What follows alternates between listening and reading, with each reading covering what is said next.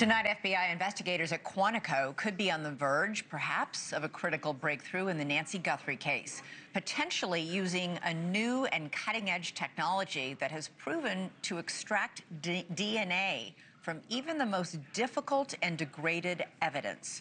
Our Brian Entin has learned that strands of hair were found inside Nancy Guthrie's home during what we believe were the initial phases of the investigation, and that those strands of hair have now been sent to the FBI for, quote, advanced analysis 2 months after she went missing.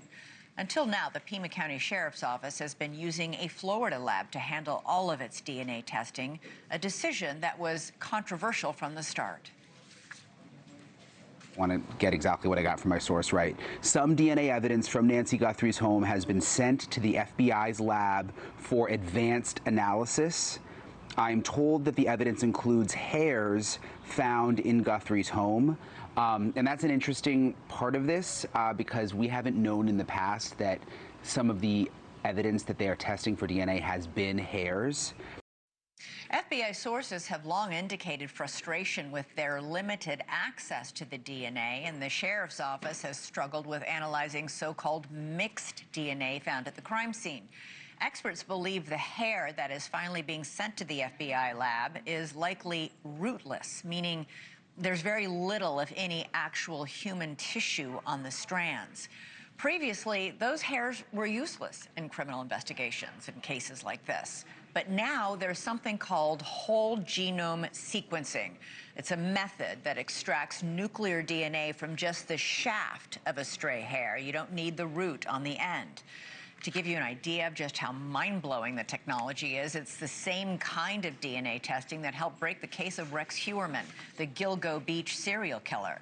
Of course, we don't yet know whose hair this is and whether it belongs to the suspect, to Nancy herself, or to any other person who might have wandered through her home at any time. But it does seem like investigators at least have a hunch that this could lead to something big.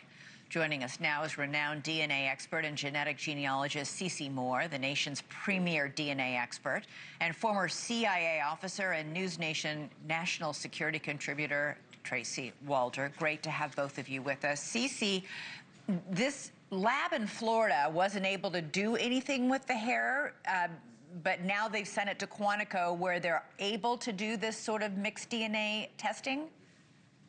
The hair is not the mixed DNA that we've been hearing about. Hair would be single source.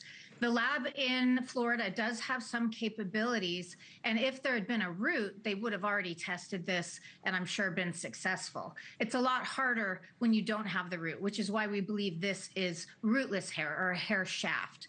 The FBI themselves would not be the ones trying to extract DNA from that because they work with a company in Santa Cruz called Estrella Forensics. That's who has done all of the rootless hair work for the FBI, including in the Rex Heuermann Gilgo Beach murders. So the hair actually won't be tested at Quantico.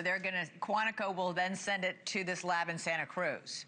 If it's rootless, absolutely. Yeah, they might be testing it in other ways, but to extract that DNA, that SNP profile that we need for genetic genealogy, they would be sending that to Estrella, I'm sure, because they've had such a track record with them and so much success in the past. Tracy, why do you think they're focusing on these strands of hair, given, I mean, it could come from anywhere, anyone, at any time? Well, you're right. I mean, I think, listen, any kind of forensic evidence that's at the scene can be attributed to anyone. It can be the suspect, it could be the victim, it could be so many different people. But the problem is we need this information to be able to rule people out or rule people in this case. And so in a case like this, where we really actually don't have a lot of digital forensic evidence, which obviously the FBI is very good at, really this becomes very, very important. We have a clear lack of video forensic evidence, as we have seen, as well as really phone and those kinds of forensic evidence. And so I think in this case, there's no question that hair is going to be important in terms of ruling whomever that is in or out. And the FBI is going to probably have to investigate if they can get a hit on it, who it is. CeCe, most hair found at crime scenes, is it rootless hair, just the shaft? Not necessarily. I mean, it's really common to test the root from a hair with forensic evidence. But we are finding that there are thousands of cases that don't have any other type of DNA evidence. And that's why this is so You're talking groundbreaking. no blood, no saliva, Right. no semen, nothing. Right. And so that's why we've been suddenly able to solve cases that weren't even solvable prior to even with genetic genealogy. So genetic genealogy came in 2018. The ability that Dr. Ed Green created to extract this profile from rootless hair is even newer than that.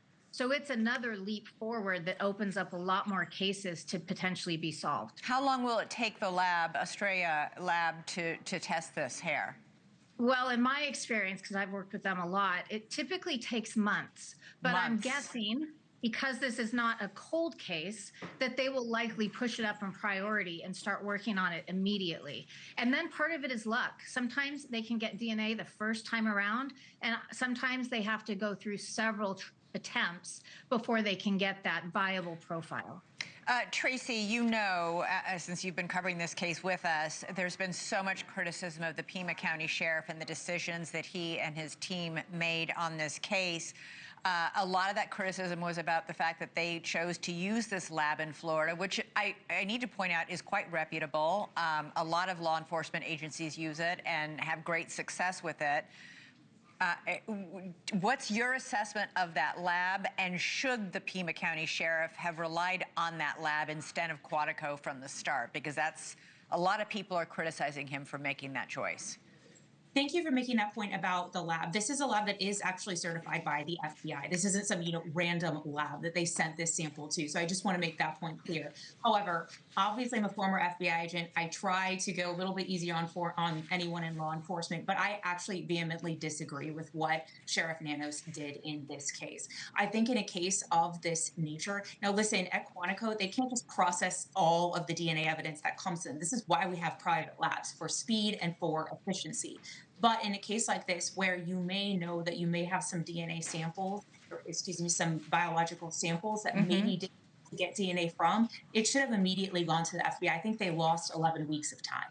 Yeah, and now CeCe's telling us it could conceivably be a few months before the lab in California actually gets results from this shaft of hair. Just remind us, CeCe, how did they make the break in the Gilgo Beach serial killer using this exact same kind of testing? Yeah, there were a number of hairs found on multiple victims in the burlap sacks, on the belts, and a couple other places. They were able to extract SNP profiles from those and perform genetic genealogy. And they led to Rex Heuermann, his wife, and his daughter. So pretty damning. And so that case, that was a cold case if there was one. I mean, he had been, he just pleaded guilty. He'd been killing for many, many years. And these cases had gone unsolved for many, many years. So that was a case with no evidence, and they were able to crack it. I mean, Tracy, I can only hope that we're not going to wait that long, and I'm sure the Guthrie family is praying that they don't have to wait that long to get some sort of answer.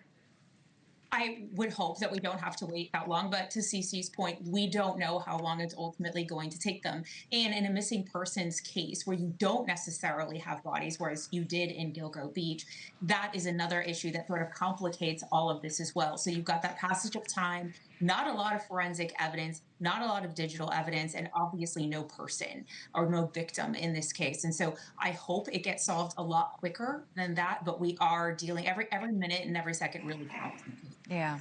We also don't know if that hair does belong to the kidnapper or not. And we won't know that until they've processed it, extracted the DNA, and been able to perform genetic genealogy to identify who that does belong to. Yeah, I think people might not realize how many stray hairs. I mean, hair falls off the human head all the time. People walking through. And it's not just head hair. It can be other types of hair. Facial hair, legs, arms, pubic hairs, all of those are able to be used. And by the way, Tracy, this is a 65 or an 84-year-old woman who could not walk easily. There was blood on the front stoop, which indicates it was her blood. She was injured perhaps in some way. there might have been a struggle, in which case hair might have been, left at the scene. I actually said that, I don't know if it was on your show, but on a different show, that if there was a struggle, it was probably a mild struggle, right? Because she is 84 years Right. old and she does have health conditions. However, that could absolutely be useful in this case, and that we do have some of that DNA. And to CeCe's point, all those black gloves that they were talking about, you don't know that those, necessarily belong to a perpetrator in this case. So not only do you have to identify that DNA, but then you have to investigate who that DNA belongs to rule them in and out as suspects. So we're dealing with some time here. Yeah. CeCe Moore, Tracy Walder, really appreciate it. CeCe, this technology is utterly fascinating. It's unbelievable what these labs can now do. Thank you so much for explaining it in a way that I think we can all understand. Tracy already knew it, but not me. Anyway. Thank you, Elizabeth. Thank you, ladies. Have a great weekend. Thank you for watching. Subscribe below and download our NewsNation app right now on your phone, and you will get fact-based, unbiased news for all Americans.